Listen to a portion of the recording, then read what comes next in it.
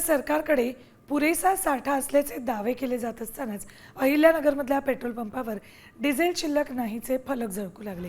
जागतिक युद्धाच्या पार्श्वभूमीवर इंधन टंचाईची भीती नागरिकांमध्ये पसरली। डिझेल अभावी ट्रॅक्टरद्वारे होणारी शेती कामं ठप्प होण्याची शक्यता आहे, तर संभाव्य दरवाढीसाठी हा कृत्रिम तुटवडा तर नाही ना, अशी चर्चा आता सर्वसामान्यांमध्ये सुरू आहे। थेट अहिल्यानगरमधून पेट्रोल डिझेल टंचाईबद्दल अधिक माहिती देत आहेत आमचे प्रतिनिधी सुशील थोरात। अहिल्यानगर जिल्ह्यातही आपण पाहू शकतो की डिझेल शिल्लक नाही असे बोर्ड आता ठिकठिकाणी पेट्रोल पंपावर लागायला सुरुवात झालेली आहे की गेल्या अनेक दिवसांपासून जर आपण पाहिलं तर अहिल्यानगर जिल्ह्यात अशी परिस्थिती नव्हती, मात्र आता ग्रामीण भागांमध्ये जर आपण पाहिलं तर डिझेल शिल्लक नाही असे बोर्ड आपल्याला पेट्रोल पंपावर पाहायला मिळायला लागले आहेत। आणि याचा मोठा फटका आता जे ग्रामीण भागात जे काम होत आहे, शेतीचे काम असेल किंवा ट्रॅक्टरने जे काम होणार असेल त्याच्यावर होणार आहे।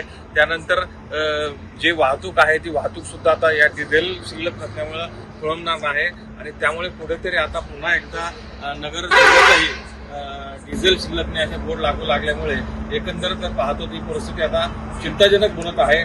सामटीसाठी सुशील थोरात, अहिल्यानगर।